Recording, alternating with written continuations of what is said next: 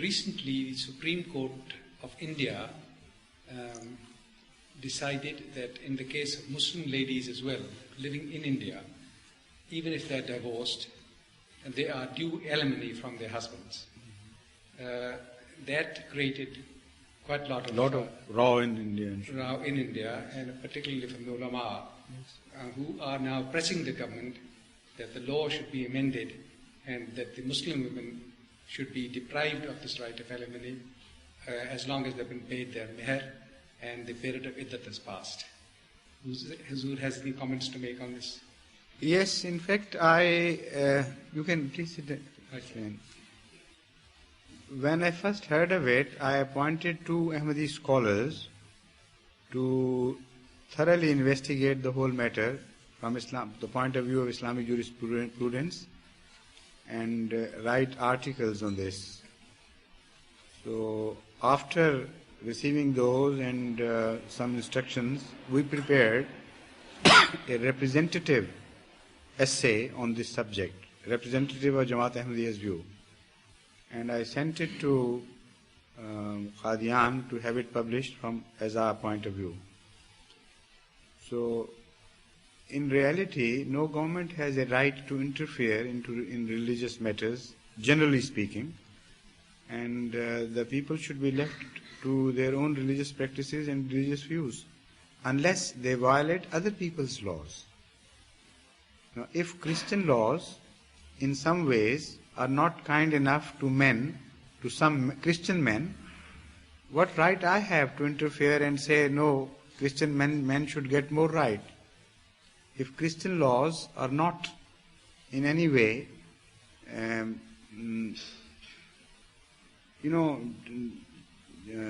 just enough to distribute the properties of dying parents or dead parents to the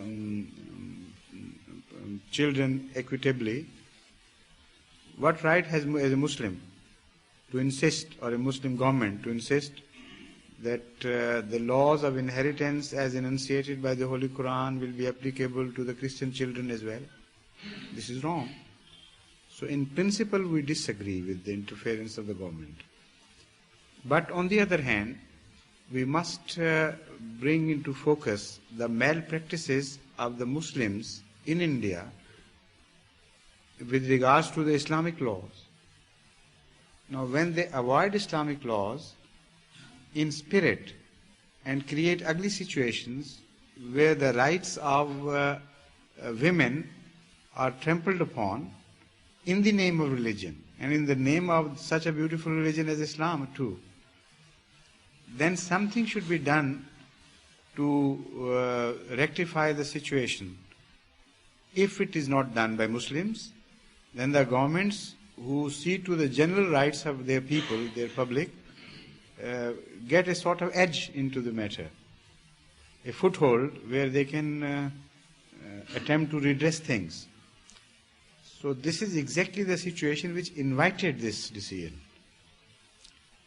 In Muslim law, the alimony for ladies is fixed. The spirit is that if some lady is divorced, she has some capital for her own safety and safeguard in future. And that alimony normally should be related to the income of the husband.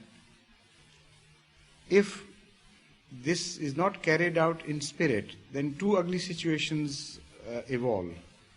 Number one, either it is exaggerated beyond all proportion to a sum which is not at all practical, so that never a husband can give divorce to the wife, because at least at the time of divorce he has to give that money to her. So sometimes it was insisted by the lady's parents that the alimony should be exaggerated. Say, for an ordinary person, it's not possible, for instance, a clerk in the government, to pay 100,000 rupees in India by way of alimony. So the ladies, the wife's parents would insist that it should be that much, so that you can never divorce her. That is the understanding. sometimes it is exactly the opposite. The husband's side gain the advantage by reducing the alimony to a minimum, to the barest minimum, on the plea that Hazrat sallallahu alaihi wasallam fixed this alimony for his wives, or on the plea that Hazrat Ali radhiyallahu ta'ala anhu fixed this much for his wife. Now they don't bring into focus the financial conditions of both Hazrat sallallahu alaihi wasallam and Hazrat Ali karamallahu wajhahu, as well as the relevant value of the money of that time as compared to the value of the money of today. And there's such a big gap and so much that we do not know, that it is impossible to work out just on these two facts. So the best possible approach would be to be realistic, to understand the spirit of the Holy Quran and its injunctions, and to carry the spirit into practice. And the spirit is that if the lady is divorced or something happens to the husband, she has something of her own to look after herself.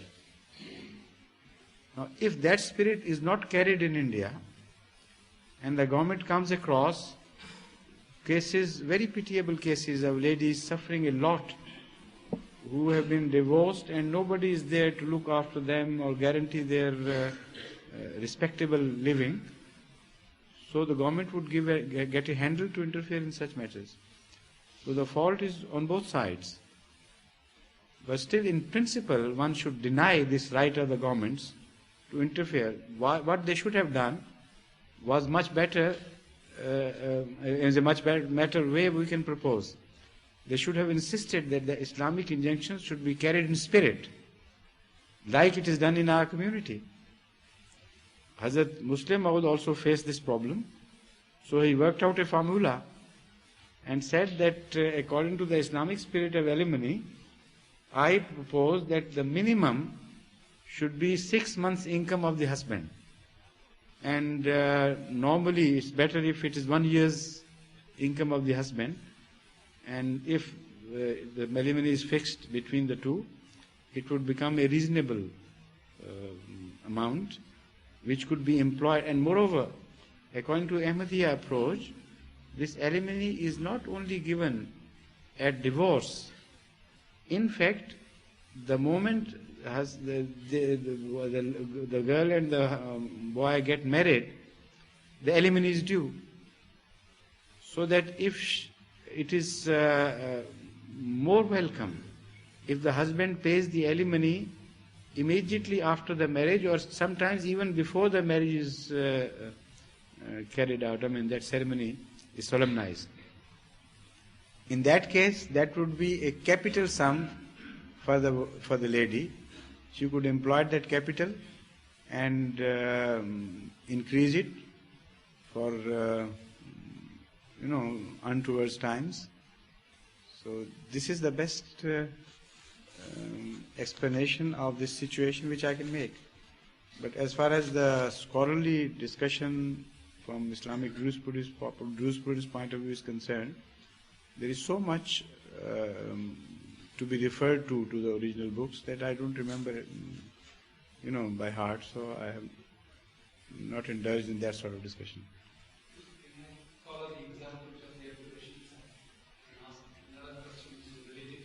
Yes, that's right.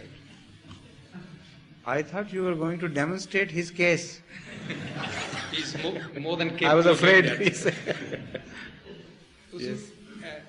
Would it not be reasonable to index link the meher?